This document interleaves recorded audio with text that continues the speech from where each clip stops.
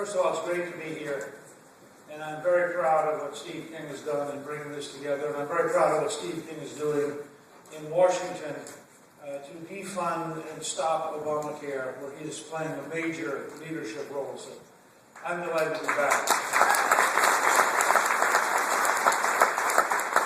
Now, all of you will reinforce for Steve today that what he is doing is really important, because we have to draw the line in the sand this year, and we have to stop Obamacare from being implemented this year. This is a major step towards a Washington-controlled, bureaucratically defined America in which some bureaucrat tells you what you can do. And if you go to healthtransformation.net at the Center for Health Transformation, which I helped establish, you will see that there's a big, big poster. It's a 50 square foot poster you can get, or you can download it for free, which has the 1,968 specific grants of power to the Secretary of Health and Human Services and other Washington bureaucrats in Obamacare. And you just look at that list and you say to yourself, is there anybody in this room who honestly believes that the federal bureaucracy can implement that level of detailed control over your health care, including, for example, that the Secretary of Health and Human Services shall define the characteristics of measuring your teeth for oral care. I recently spoke with an orthodontist and I said to him, how many of you believe that Secretary Sebelius has the knowledge to define the tooth coverage of oral care? And they just broke up laughing. But it's not a laughing matter. And Steve King understands that, and he is really bringing pressure to bear and turning up the heat in Washington. And I hope all of you will encourage him to continue doing that, and will encourage the rest of the delegation to listen to him and to follow his leadership in this very important issue.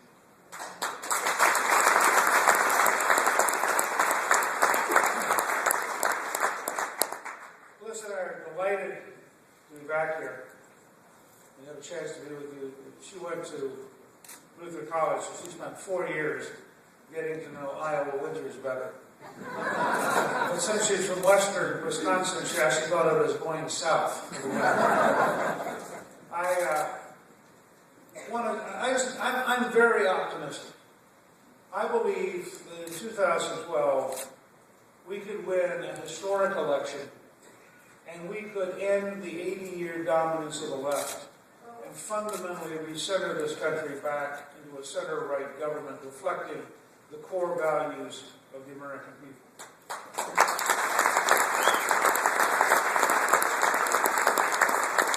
I think there are three large topics on which we can recenter America.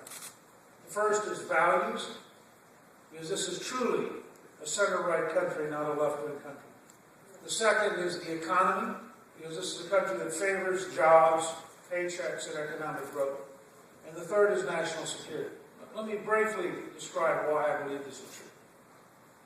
Gallup, about 2 months ago, asked the question, do you believe that the Constitution and the Declaration of Independence make America an exceptional country, or do you believe we're a normal country? By 80 to 18, the American people said we're an exceptional country.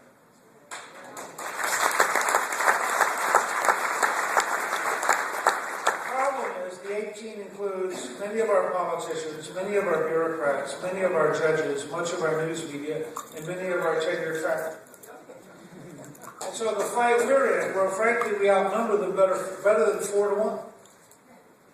The fight we're in is to say, you know, we actually mean it. And to say, for example, that every class, K through 12, and every tax-paid college and university should teach the Declaration of Independence.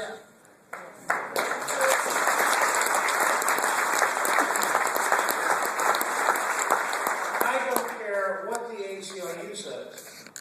They should teach it accurately, and they should explain what the Founding Fathers meant by saying we hold these truths, not philosophy, not culture, not ideology. We hold these truths to be self-evident, that we're all created equal, and that we are endowed by our Creator with certain amount of life.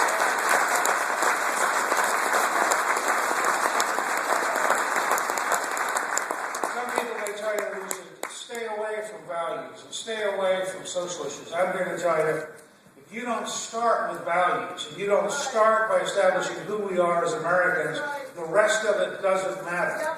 Life is not just about money.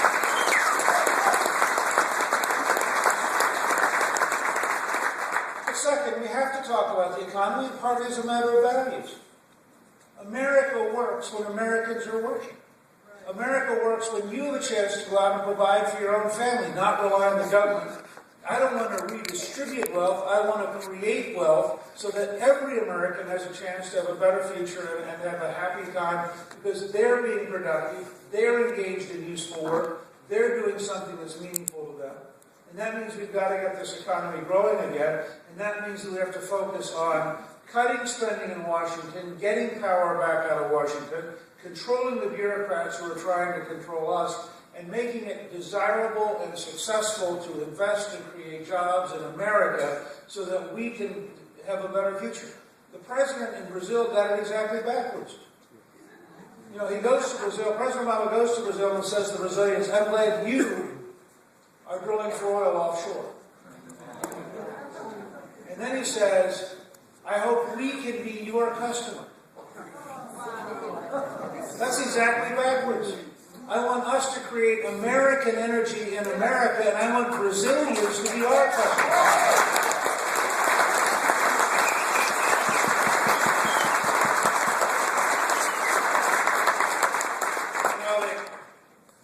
The Obama economic model is borrow money from the Chinese to give it to the Brazilians. Our model ought to be invest in America, create American jobs, once again be the most prosperous and creative country in the world, buy back all of our debt from the Chinese, lend the Chinese money and sell to the Brazilians. It's the exact opposite of Obama. I would say that if Reaganomics was the path to prosperity, Obamanomics is the path to depression. And I think we need to repeal Obamanomics by repealing Obama. It's pretty straightforward.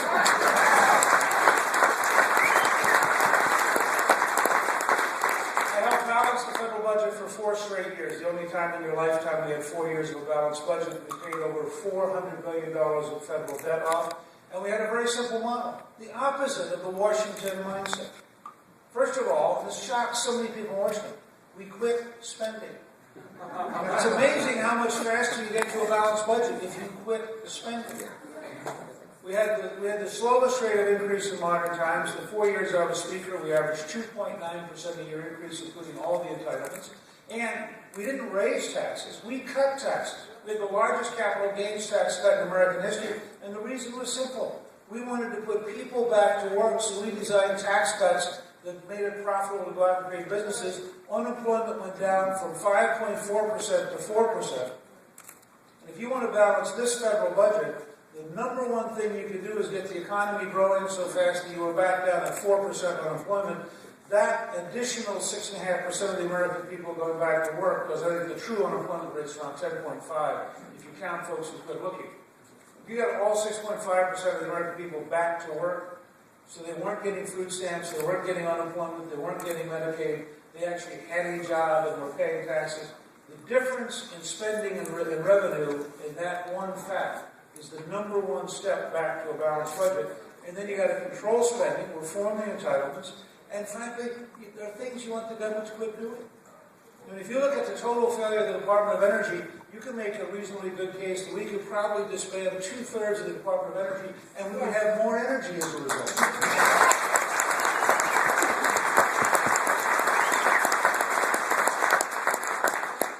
Third, we have to focus on a serious conversation about national security.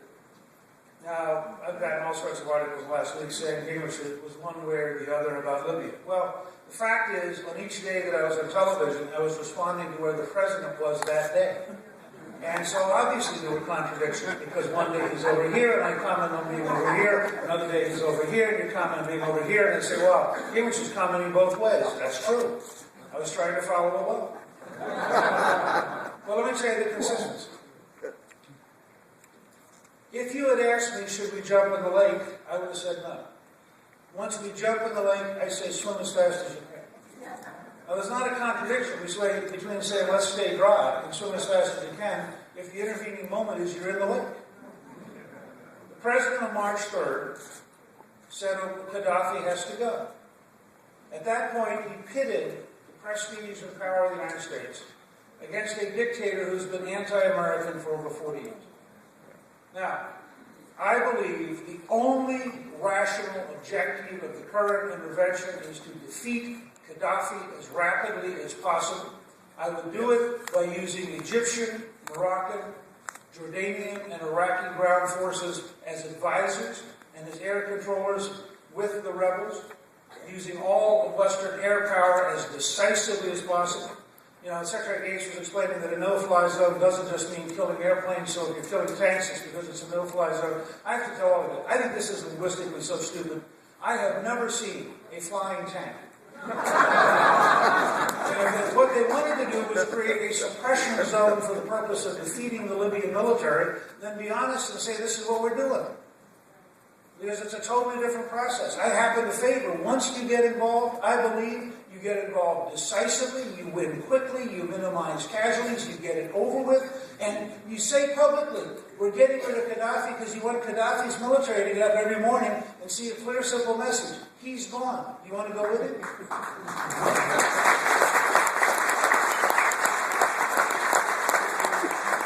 if you're in the Libyan military, and you're standing there going, I don't know if the Americans are serious or not serious. I don't know if we can hold out or not hold out. No, I mean, you know, you watch our State Department, our Defense Department, and our White House argue before they even get to argue with our allies, they're arguing with each other.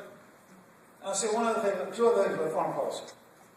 If we have to risk the lives of young Americans, we have to have the courage to tell the truth about who's trying to kill us. It is not a random behavior. It is radical Islamists who are motivated by a deep belief in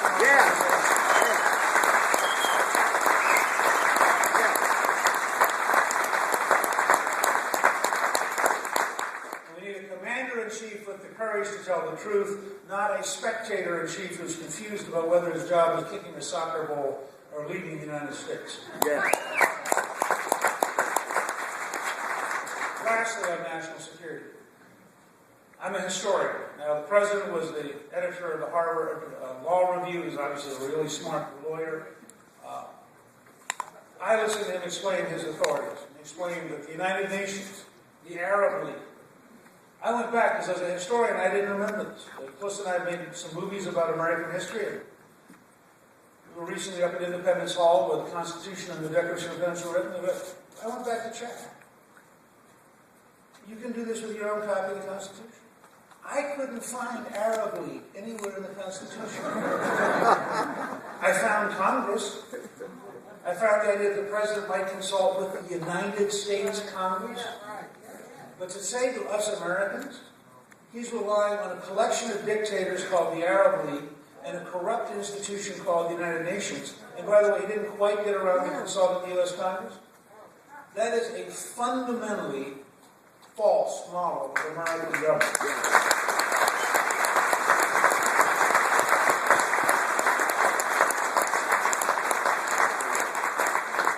People ask, how quick did you start turning things around? We were working on a project called On the First Day.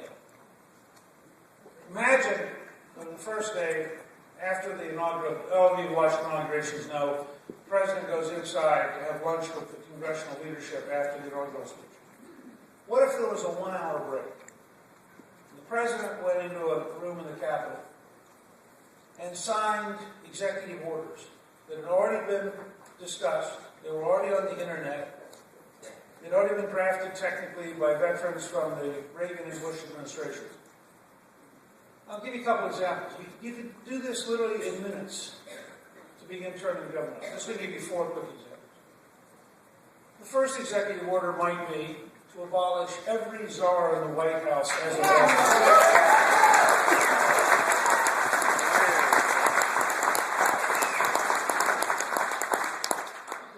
Executive order might well be to reimpose Ronald Reagan's Mexico City policy and abolish any federal money going anywhere in the world to pay for abortion.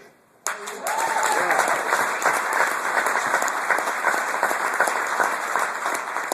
third executive order might well be to reinstitute George W. Bush's policy of enforcing that you have a right of conscience and no government can force you to perform an abortion or other action against your religious beliefs.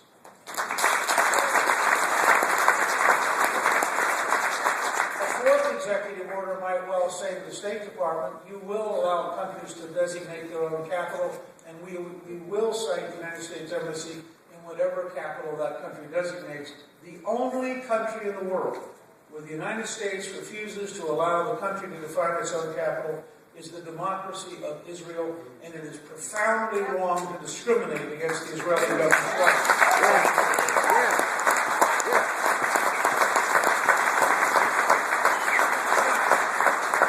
Imagine that during the campaign all next year, there was a website called On the Very First Day, and people could submit their ideas. What executive orders do that? Remember, you can issue executive orders as long as it's within the legal framework passed by the Congress and signed by the President. You have enormous capacity to direct things. And to say, do this, don't do that, focus on this, don't focus on that. Imagine that all during the year, citizens found things that ought to be fixed. And we put them on the web, so it's not secret. And then we had smart people evaluate and say, well, this one's not quite ready yet, this one's perfect. And so imagine that by next October of 2012, you had, say, 200 executive orders that smart people all over the country come up with. And they were actually technically written. And so on inaugural day, you just had to print them all out. And everybody would know what was coming, because it would all be transparent. It would be the sort of thing Obama promised and didn't deliver on. You could even allow C-SPAN in the room to cover you signing the executive orders. And you could post to the internet. Some of you remember when I was speaker, I used to get up every day and I would check off as we did the things in the country. My only point is this. There's a huge difference between Obama and the left and 80% of the American people. We can turn it around with remarkable speed if we have courage. And your coming here today at helping Steve King is the first step towards that kind of courage. Thank you all very much.